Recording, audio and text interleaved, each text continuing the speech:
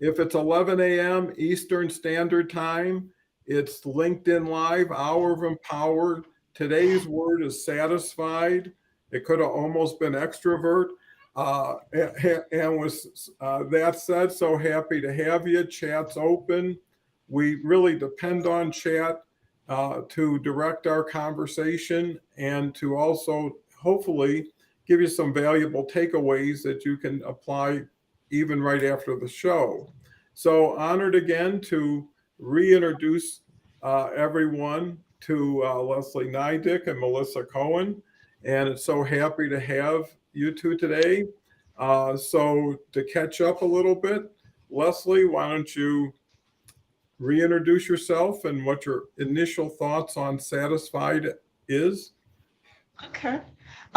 Hello, everyone. I'm glad to see you. I look forward to seeing you in the comments, not only during the show, but after the show, so we can continue the conversation. So I'm Leslie Nidick. I focus on getting you unstuck from conflict, but I do that through sharing tips on negotiation, communication, and of course, conflict management. I want you to hear it in my words. I sincerely love sharing my tips. There's no hidden agenda, whether it's on LinkedIn, YouTube, or my blog, depending on how you like to receive it. I welcome the feedback and the interactions. So, with that being said, satisfaction. So, I think it seems to me if you achieve it, you can't stay in it for a long time because otherwise, well, then what's like there's no what's next. I'm always like, what's next? And it's not that I'm not satisfied. I just don't want to get comfortable and just sitting in that satisfaction because I do think you end up getting unsatisfied if you sit there too long. So I think of it as something that's temporary. Enjoy it in the moment. Like I love like some people have this habit on LinkedIn of doing like let's celebrate our wins of the week or the wins of the month or the wins of the day or the win of the hour if you need that inspiration or motivation. But keep reaching for other goals. Celebrate the ones you achieved and reach for new ones and just keep on celebrating our wins along the way, the little ones, the big ones, and then reaching that goal that may end up being just a stepping stone and then there's another goal. So that's kind of what I'm thinking of, that it's temporary but enjoy those moments. Okay, that's a very good start. Melissa? Hi, everyone. Happy to be here. I'm so grateful to Dawn and Leslie for doing this with me. And so I'm Melissa Cohen. I own my own consultancy in the fashion industry, and I'm also a huge fan of LinkedIn. So LinkedIn is my happy place. So I'm definitely, as Leslie said, looking forward to seeing everyone's comments now and after the show.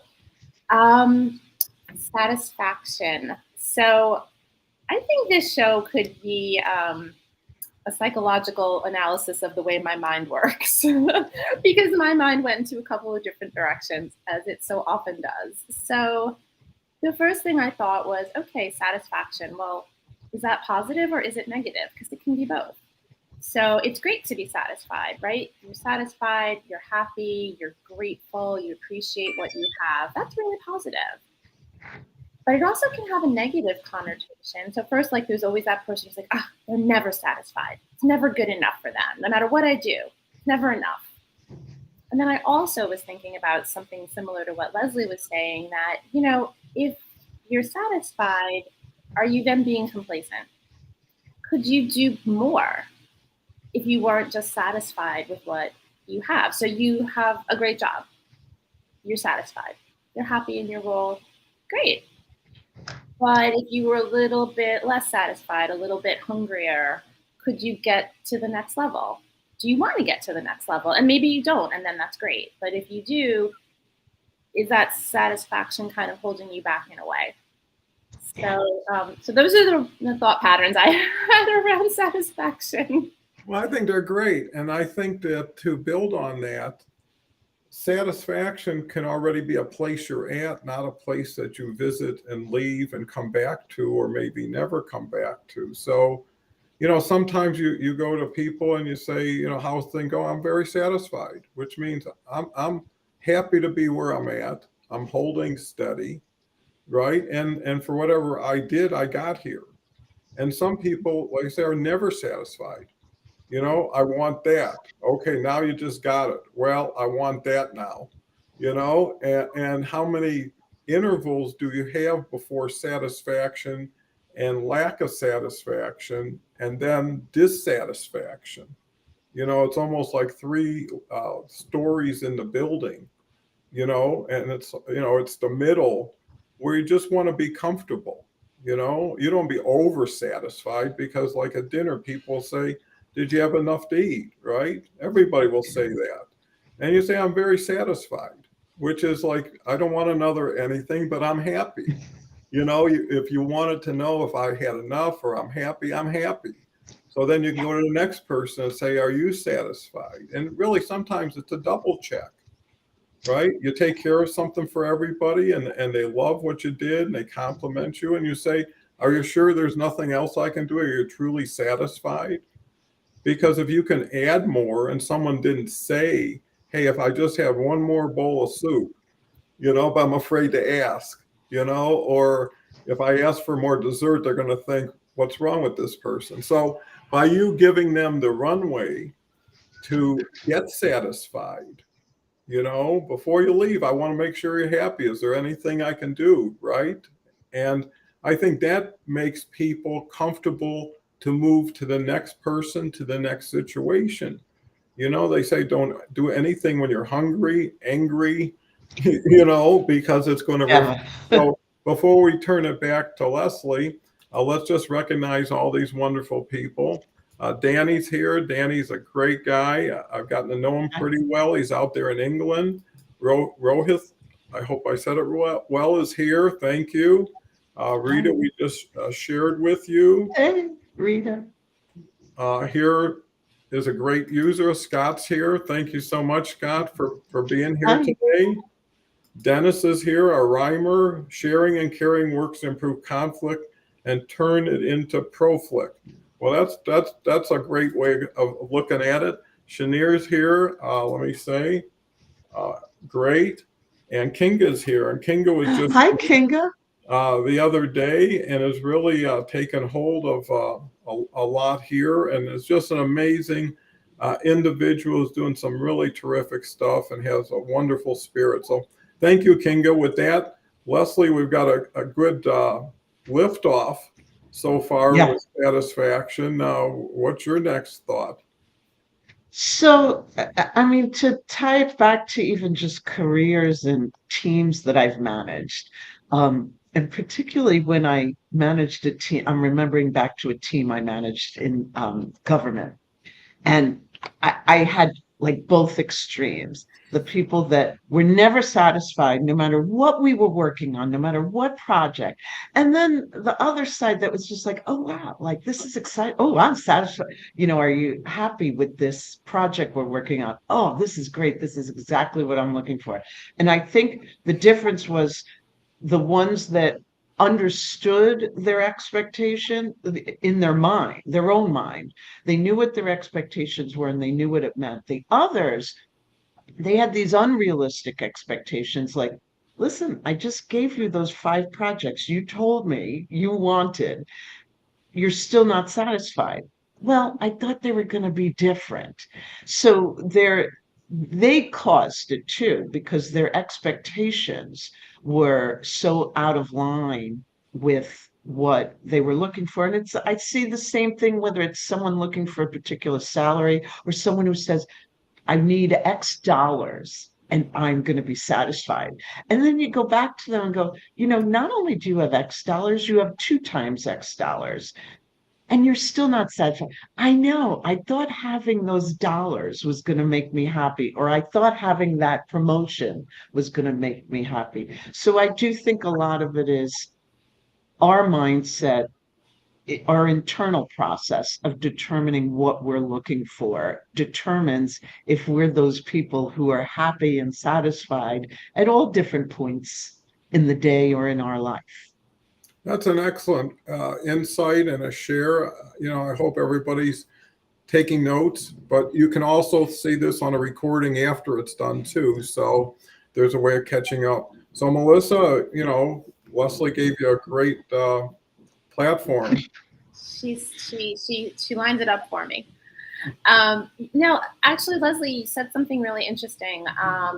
So during the pandemic, I took a lot of online courses, right? Because what the heck else could I do being here in New York City in the middle of COVID? And so one of the courses I took, it's a very, very popular class. It's one of the most popular online classes ever. It's called The Science of Wellbeing. It's taught by a Yale University professor.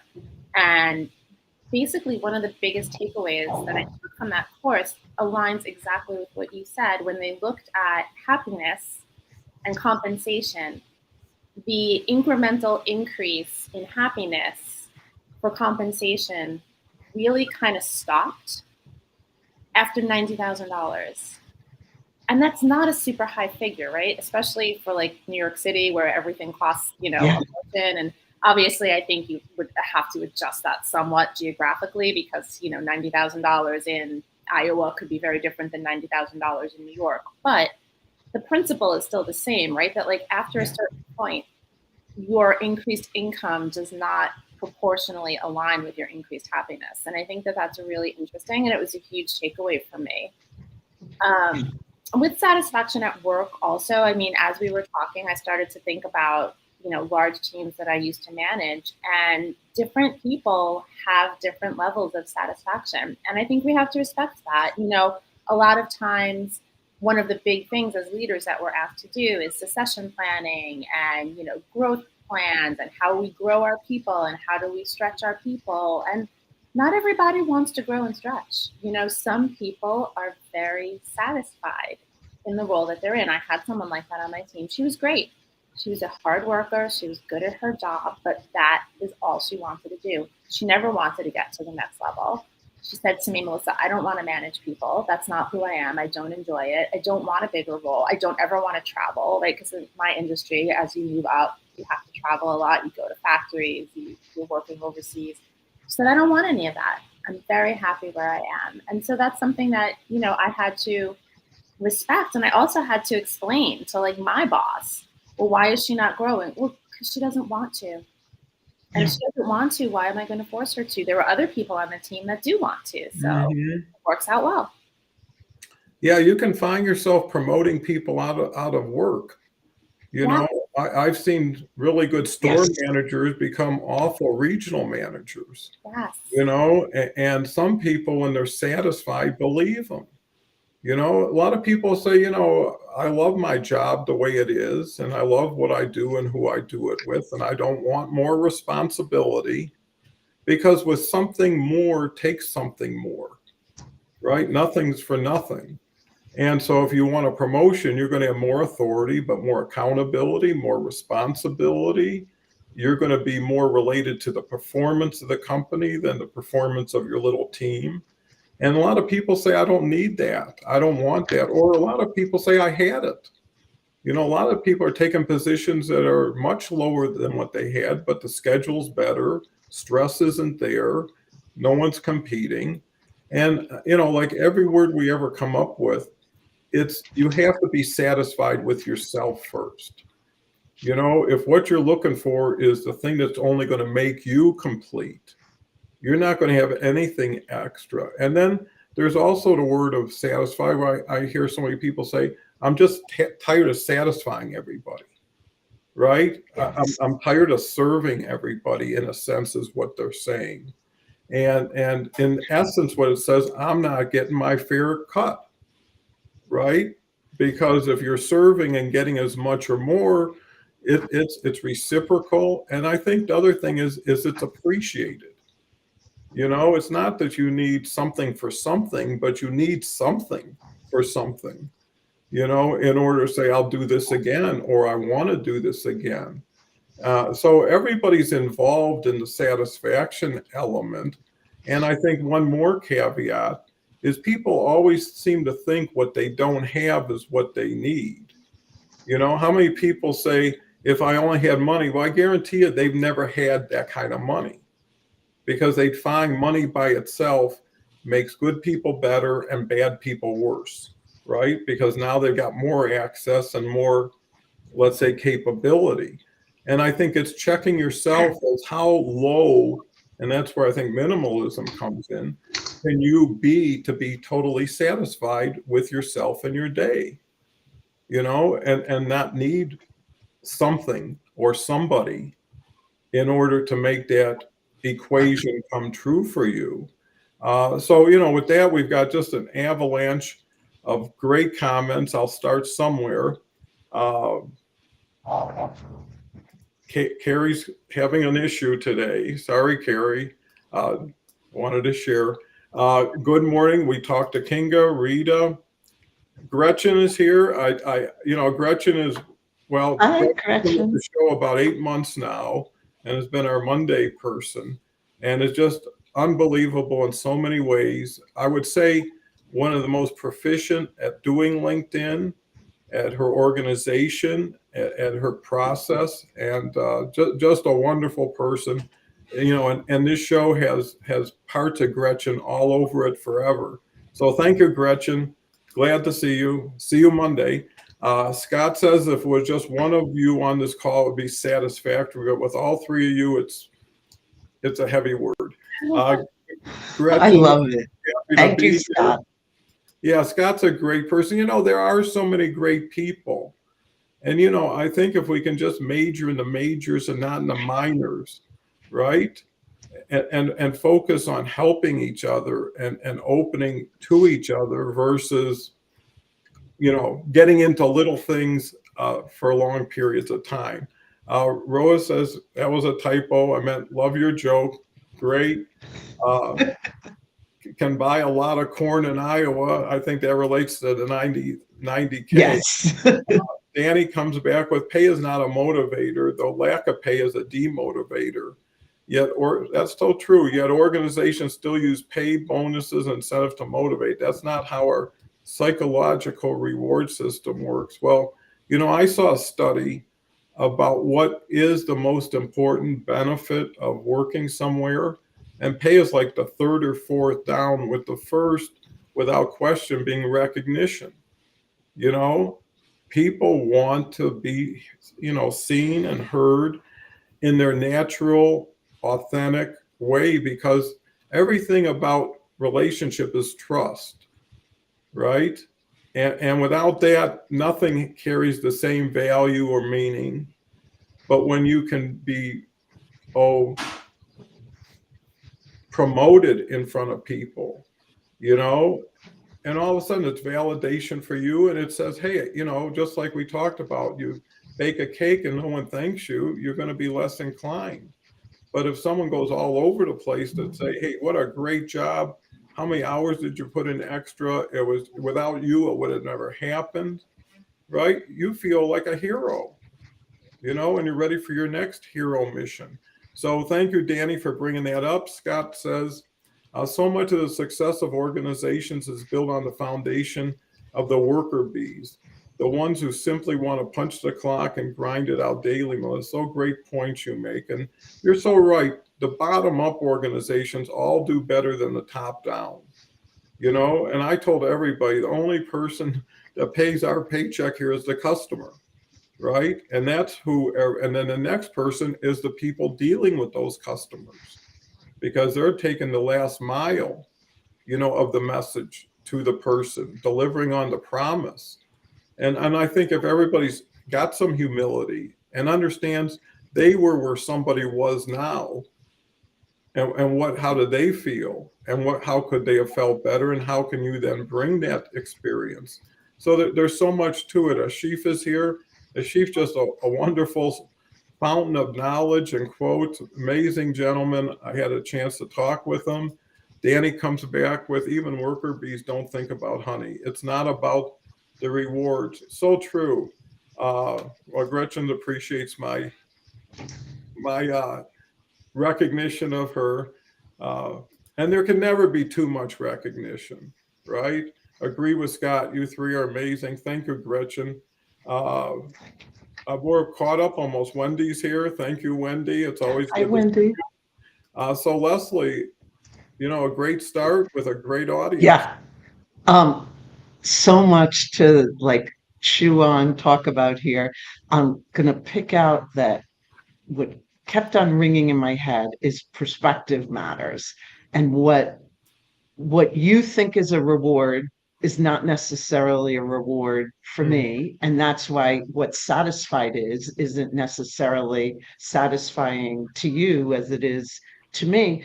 And I think it was in my career, there were two times that I had to question that. I'll give one example. When I decided I'm going out on my own, I'm not going to work. I will work with corporations, but I will not work in the corporation.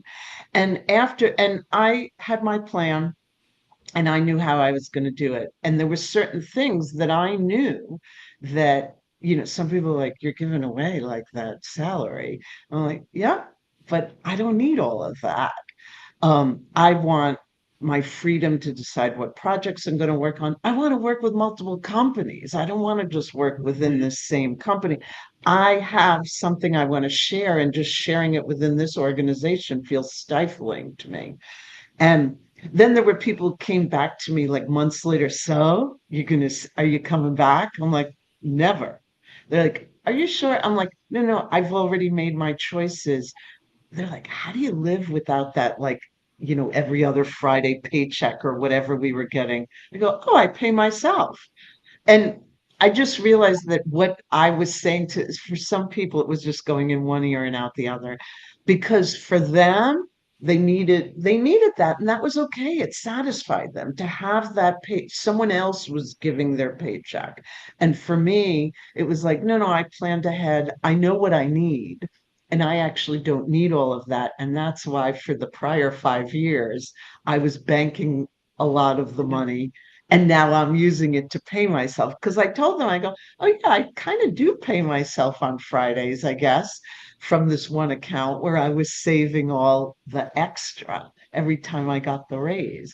But it was because I realized that that's what taught me that what's going to satisfy me was the work.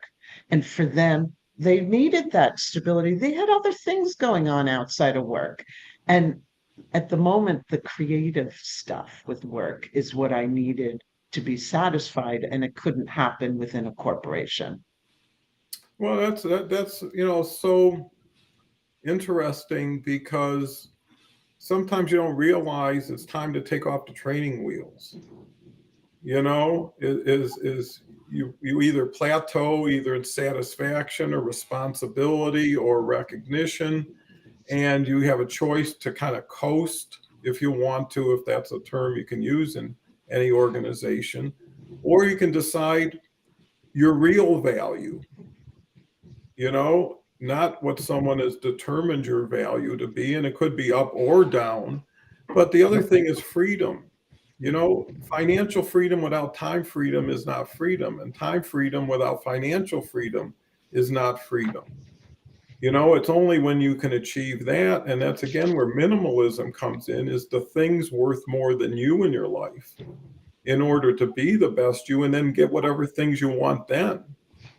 Is it short-term pain for long-term gain, or short-term gain for long-term pain? And after a while, it's only your satisfaction level says.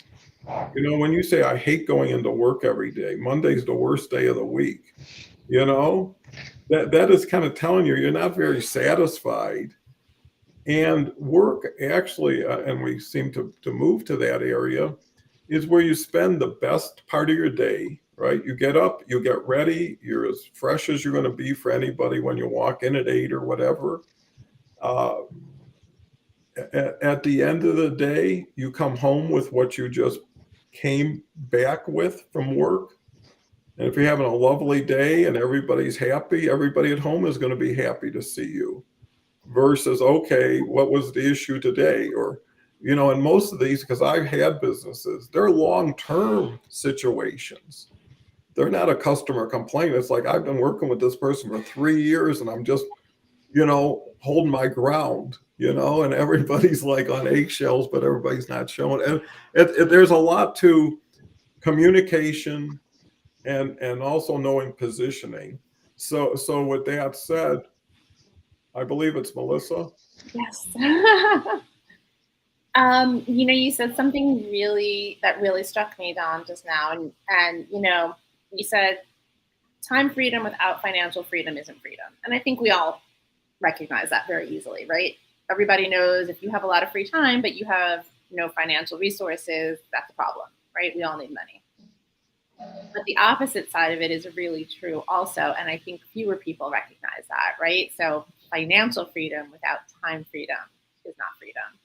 And, I had a very similar path as Leslie. I made the decision to not be in a full-time corporate role and to have my own consulting business and work with different clients. And so I do appreciate that, right? How many of us feel like we just put all of our time into our work, feel like we have no free time. That's where this whole Sunday Scaries thing came up, right? I never heard of Sunday Scaries until recently. In the last few years, it's been a real phenomenon because people are having a harder and harder time separating their personal time from their work time. And, in some ways, I think that's a little bit related to the whole debate over work from home, remote work, in-office work, hybrid work. It has a lot of benefits. I personally love a hybrid schedule. I love being in an office with clients directly part-time and working from home part-time. I know there are people who have adamantly said, I will never set foot in an office again. I know people who have said, I have to be in an office. I can't stand working from home. It makes me miserable. I think everybody has to do what's right for them.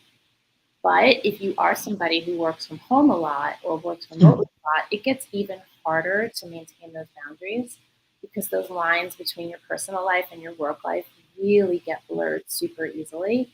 And so I think that's a really important distinction. You need to have time freedom and you need to be satisfied with that balance and setting those boundaries. I can't stress that enough. I think it's super important. Well, Melissa, that's just terrific because right before you said it, balance came into my mind as far as satisfaction, because being satisfied here and being dissatisfied there, doesn't make for satisfaction. It's like, everything worked, but that wasn't working, or I felt bad about that, or whatever it is. So you have to pay attention to all parts of your life and determine how satisfied you can afford to be in single parts of your life, right? Because if you spend too much money doing something and now you don't have money for what you always had money for, now you start to conflict with yourself. And it's always knowing, again, coming back to priorities. What is truly important to you? What is essential, let's just say. And those should be covered, just like buying health insurance, right? You pay your premium and you don't worry about it. So you need to make sure the essentials are there. And if they're essential, you should be somewhat satisfied at that point, because I think the step before satisfaction is adequate.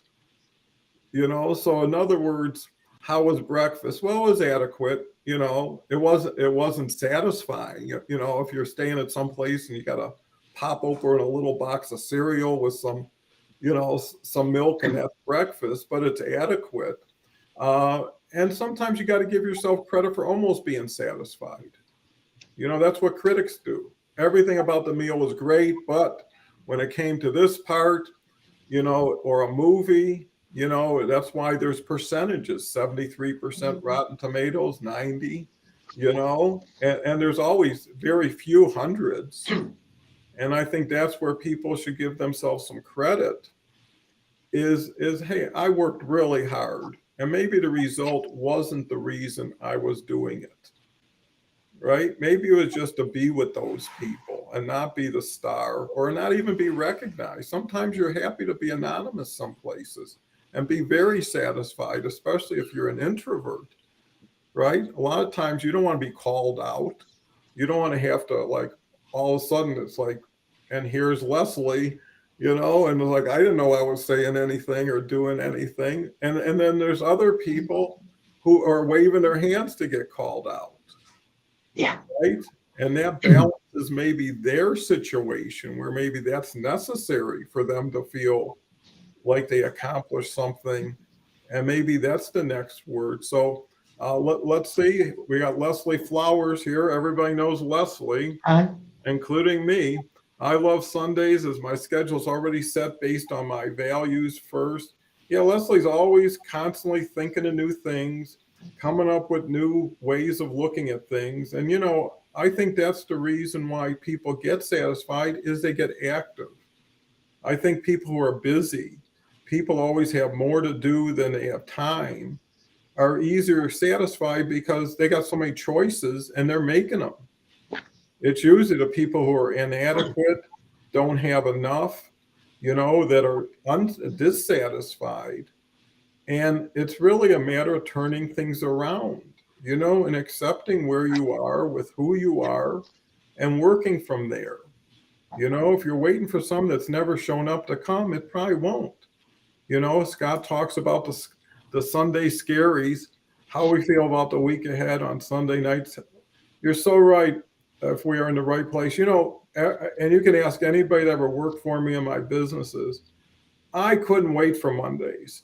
I was like a horse in a starting gate, just biting the bit, ready to go at it again. Because I was bringing my game every day. And it was 37 years of it. You had a tradition. You had people for 25, 30 years with you. You saw them have families and see the families grow up.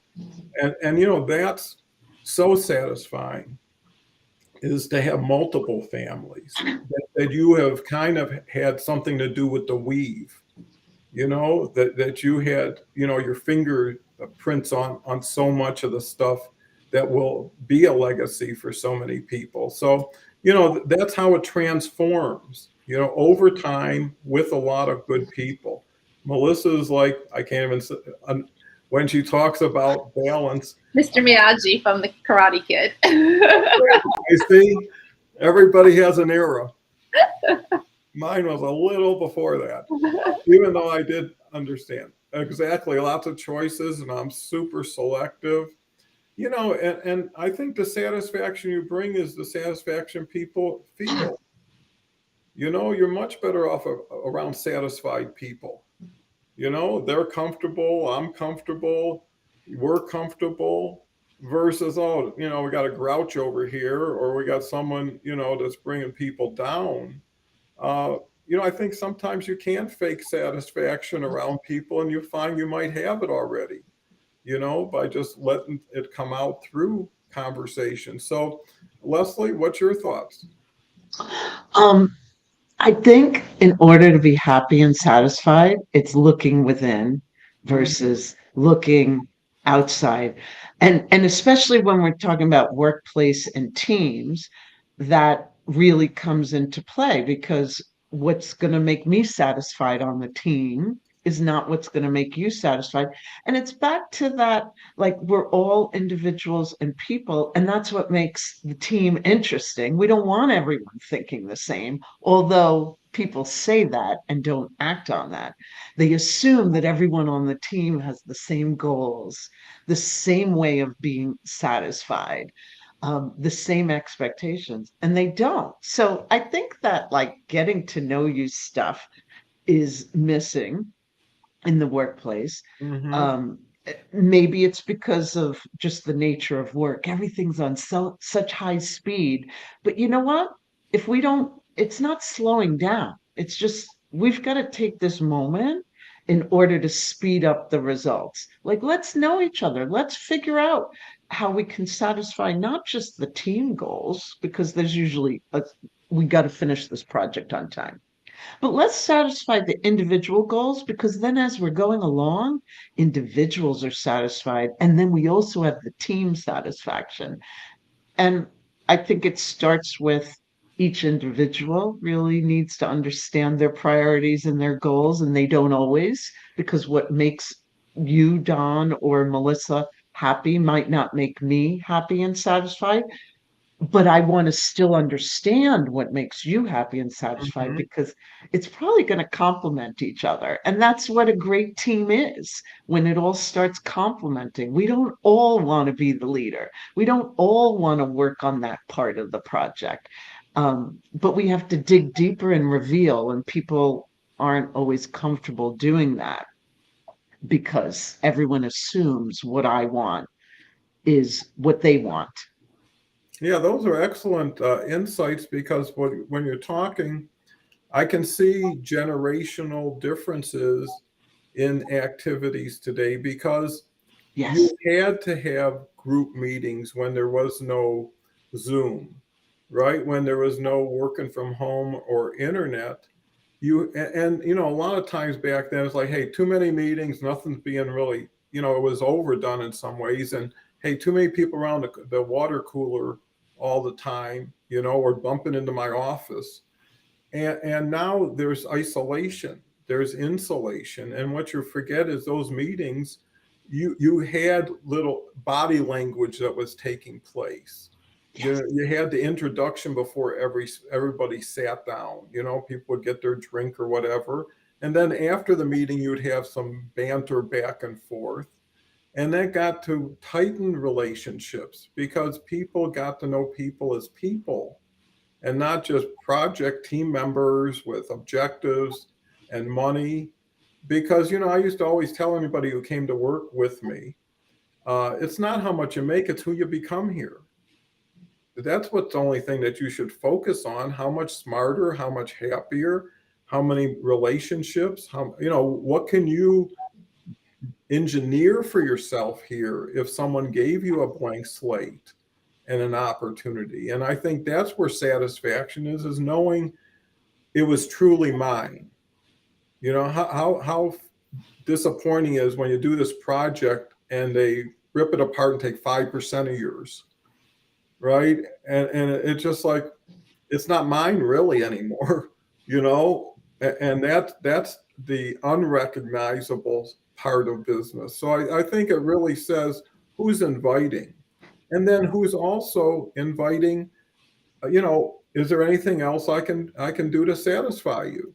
Right? If you're in a meeting with somebody and even once you finally agree, is there any other loose ends or last minute things we need to discuss this? And then you can say, is everybody satisfied? Right? Is everybody comfortable with what we just decided? Because one thing about consensus, you should always have discourse and people bringing different views.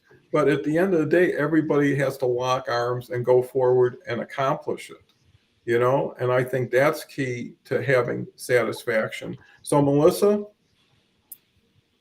As usual, I have two different pathways I could go with this.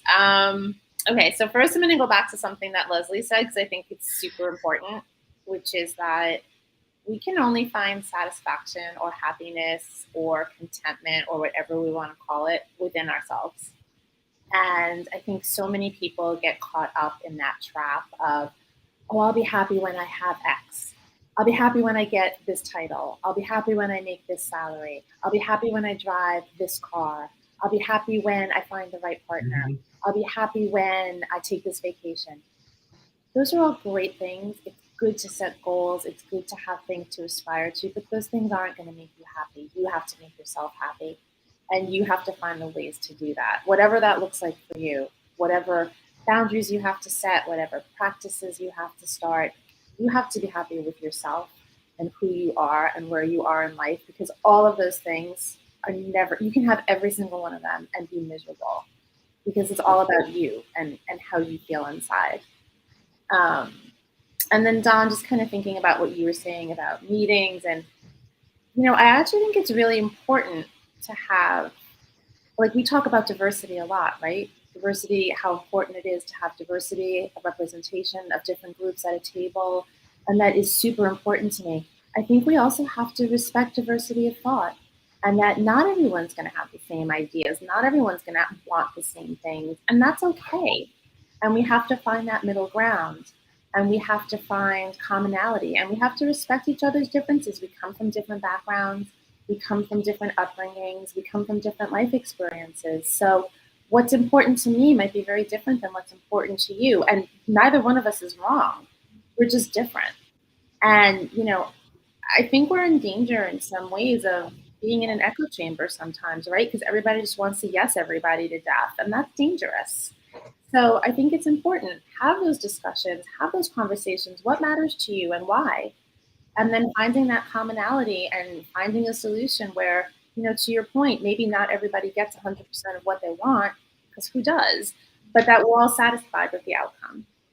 Yeah, perfect. And I think when it comes down to it, it's all about humanity, right? It's about, and when I was thinking about the meetings, I was thinking about the side meetings, the pre-meetings, the, hey, by the way, remember what happened last week? You got 2 minutes. I want to share something with you. Context. You see, that's what's lacking with digital. You send a text and say, oh my, and what is oh my? I don't know. It could be good, could be bad, it could be anything, it could be nothing. And when you finally can get up to somebody and say, hey, by the way, what did you mean by that point you were trying to make? And they can satisfy your curiosity.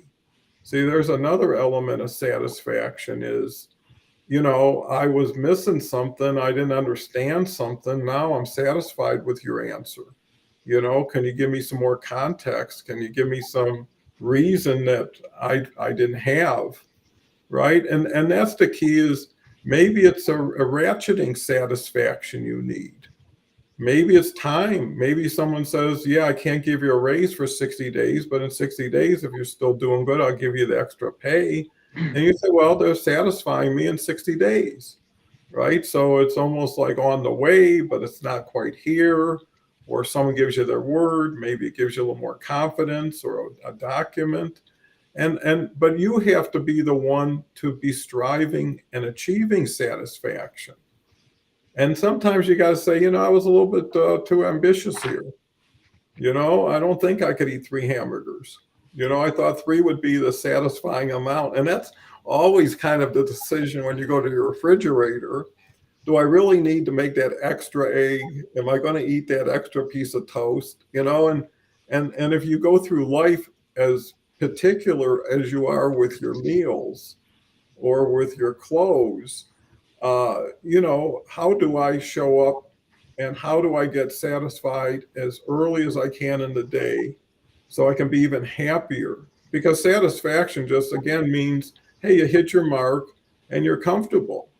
But I can be more than satisfied. I can be overwhelmed with joy if given the opportunity.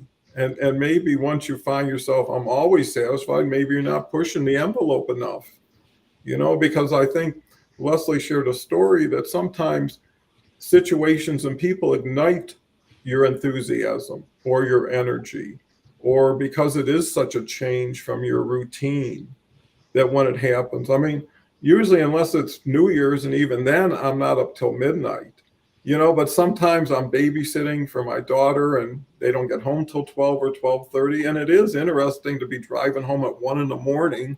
when I usually have been sleeping for 3 hours, and you see a whole different world that you didn't realize goes on in times when you're not part of it. So, Gretchen's getting to know a lot of people here. Allegra's here. I haven't seen Allegra in a long while. Leslie, I'm gladly pay you Tuesday if you buy me a hamburger today. Wimpy, that's from Popeye for those who weren't in that era. Scott says, great point down that we lose something in digital, relationship can go south because we are apply our own intent or inflection in the written word that others send us. And you're so right, because it reminds me that digital gives you something but takes something away when they give it to you. It takes your time, and now you're interacting with a machine instead of a person, and the machine knows how to make you feel instant gratification over time, where a person you really got to work at. You got to really work to find a real person in real life that doesn't take a digital connection to get there. So I think we have to be on guard, that we're not being robbed of things slowly over time. that we can get back to people with people. And I think that's so very important. Kinga says, such a great show. I had it playing while driving with a friend in the car, and now she's motivated to join the LinkedIn family. Yay. That's so true, because there's so few of us. I see so much sometimes infighting, between a few hundred people, and there's 970 million people have no idea what we're doing here. And I believe everybody's everybody, and should have free choice and freedom of everything. And I think if we can come together, even in a motivational way, even in an enlightening way, to say, hey, a couple new ideas, something I never thought of, add it to what I have, maybe that's a little facet that makes everything come together for you. Allegra says, this family is truly beautiful. I miss them all so much. I've been super busy and have been able to join for ages. And that's so true. Allegra was here every day for 6 months ago, and has been in touch with me back and forth. But if you give everything enough time, it comes back in its own authentic way, in its own authentic time. And everybody starts to find an orbit that they never saw before. Scott says, I'm not 100% that Melissa's real. She's beautiful. I think she might be a bot. Definitely. That does bring back old-fashioned compliments and politeness and encouragement, because people want to be addressed in a positive way, in a happy way, and especially in a comedic way, because I think satisfaction really shows when people laugh. If they're, a comic would look at a crowd and say, wow, they're rolling in the aisles, or they're belly laughing, that's satisfaction to a comic, or any artist, to have people applaud for an extended period of time, because you capture that moment. I remember family occasions, like the world would change, someone made a speech, or someone showed up, and the whole room would change, and those are the moments of satisfaction you can gain from previous satisfaction. That's why pictures are so important, and looking at old videos, right? Because the satisfaction you had there now is also in you now. So it's where you look, who you look with, and who looks at you, and then who talks back to you. So with that, I think it's Melissa. Leslie, I get so caught up in who's who. It's okay. I can talk. Either. Or maybe both talk at the same time. At the same time, yeah, that'll be confusing. I would like to say one thing. Melissa is not a bot. Thank you. Okay. Thank you, Leslie. No, actually, I really like, Don, what you were saying about photos and videos and memories, right? I think it's really important to preserve those memories. And I also think it's really important to live in the moment. I was having this conversation with someone, at some of the most important milestones of our lives, these really important events, we're so busy living them through our phones, right? We have to video record them. We have to take all these photos. Do that for 3-4 minutes max, and enjoy the event. Live in the moment. Yes, it's really inspiring and motivating and satisfying to look at those photos later on, but that's not going to replace the joy and the satisfaction and the happiness that you feel in that moment. And I see so many people just wasting the most satisfying moments of their lives because they're so busy making sure they get that perfect photo on their iPhone. And literally, I've seen people get into fights because people are standing and they're blocking people's view, and they're, can you move so I can get this? No, that person has every right to be there too, watching this beautiful moment. So really just important to me that live your life, live in the moment. That's what's really satisfying. Yes, definitely take some memento to remember it by a year from now, 2 years from now, 5 years from now, but don't not enjoy it now. Live in the present.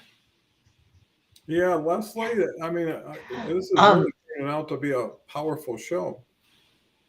So immediately when you were talking about photos, as someone who has photos from the last 100 years, and I just adore visiting my photos.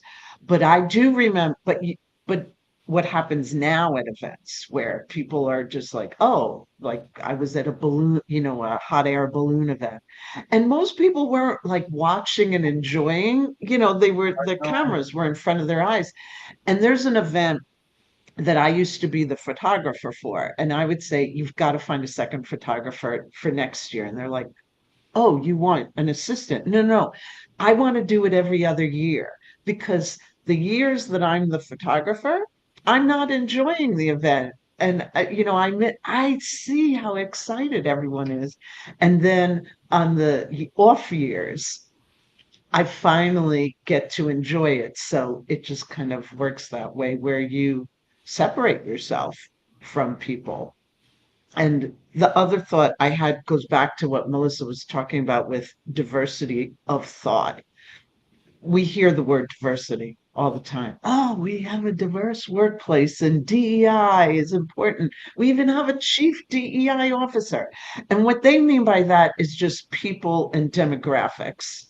Usually they'll talk the talk, but diversity of thought in a meeting, most people don't know how to lead a meeting with diversity of thought.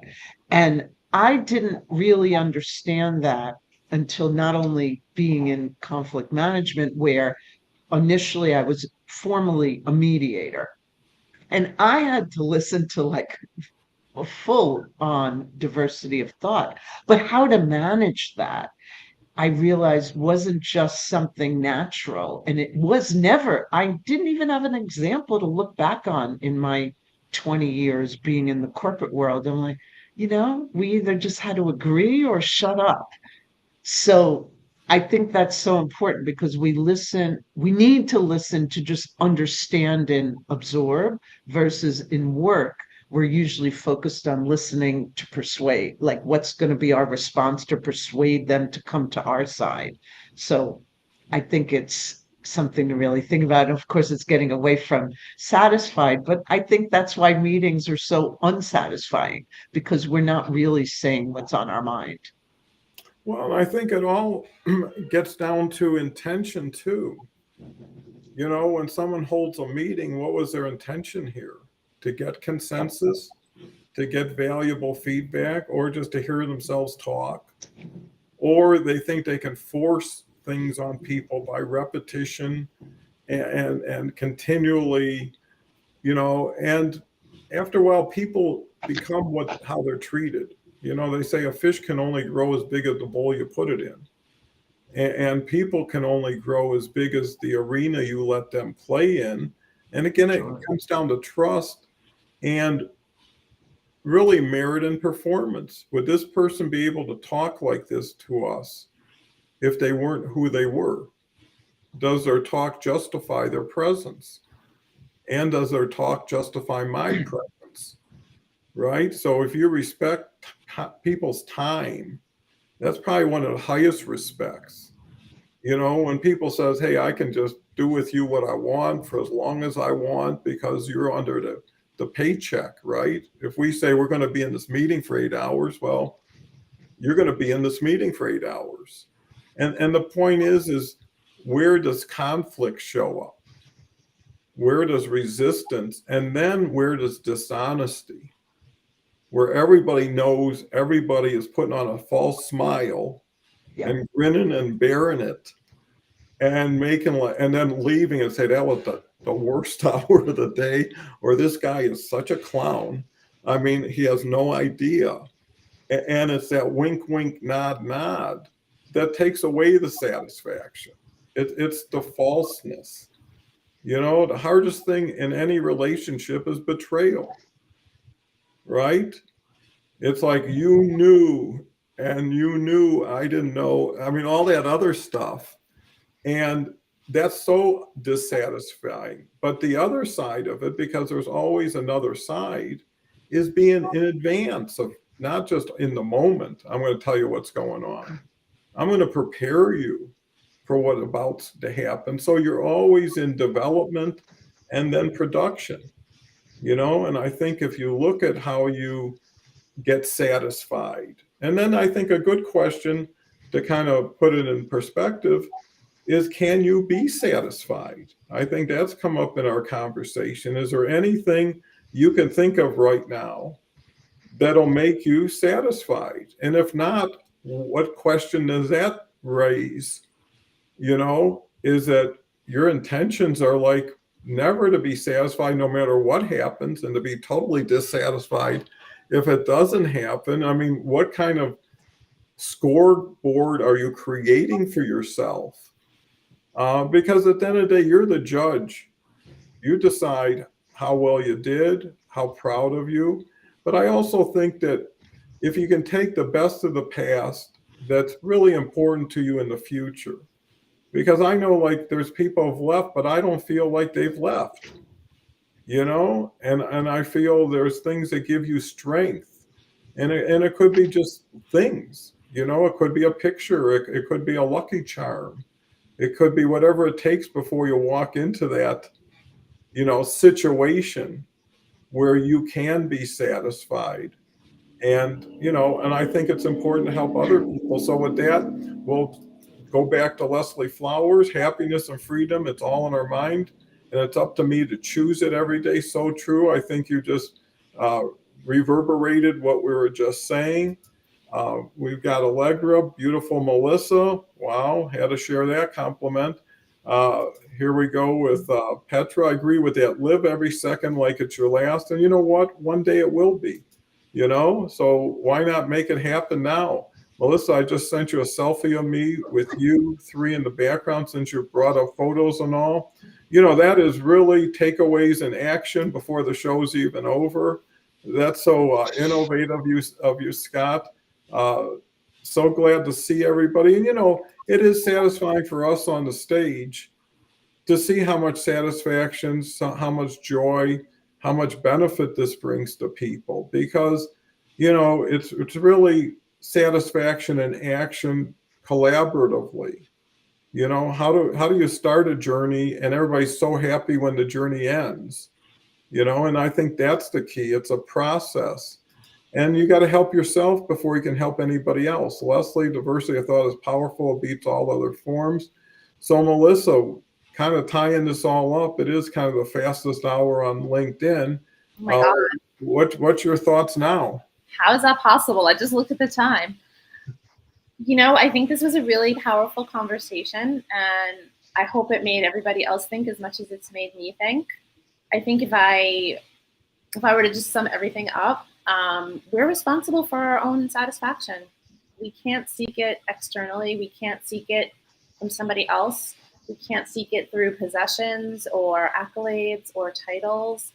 And, you know, the last thing you were talking about, Don, if you're never satisfied, why? Like, you have to look within and figure out what is driving that. Something within you is unhappy.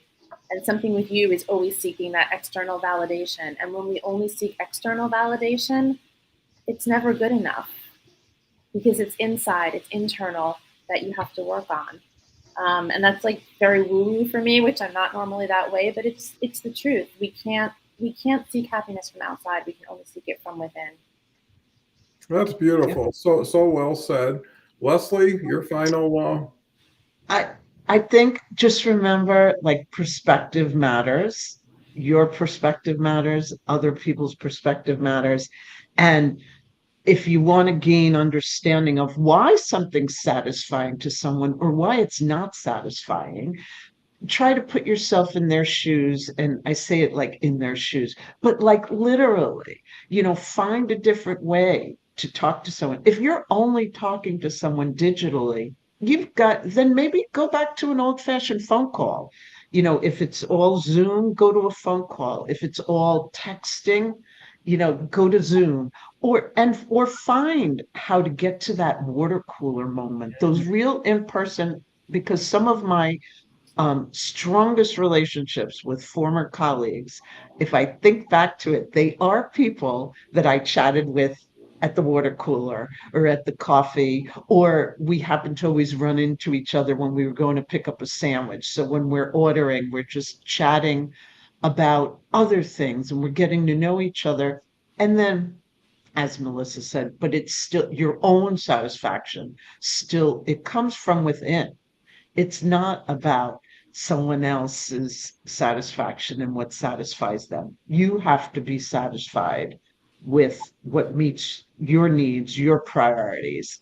And that's great. Like that's something to celebrate. That absolutely is. And sometimes not everybody can be satisfied at the same time, right? So if it's your turn and you're satisfied, hopefully it'll be their turn. It's just like there's only so much to go around.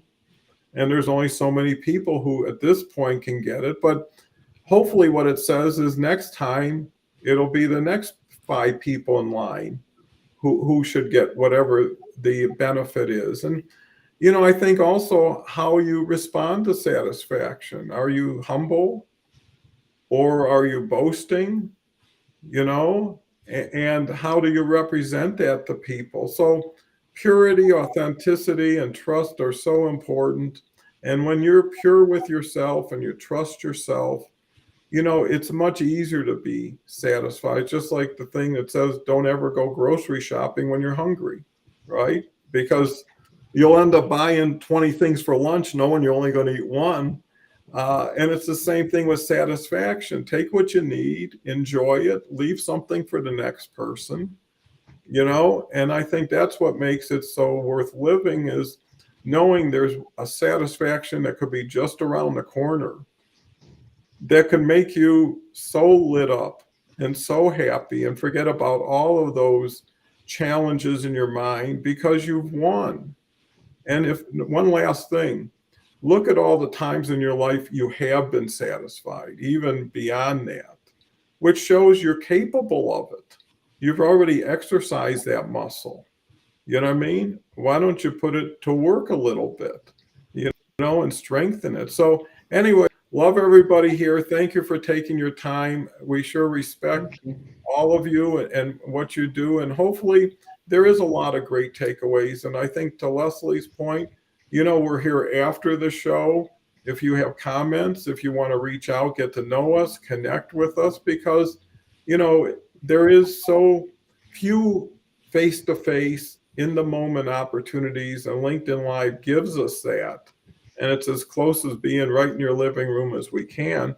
So again, thank you. Have a beautiful weekend. Be safe. And we'll see you back here tomorrow. Sarah Dawkins is here, and she's always a superstar. So appreciate all of you. Take care. Bye for now.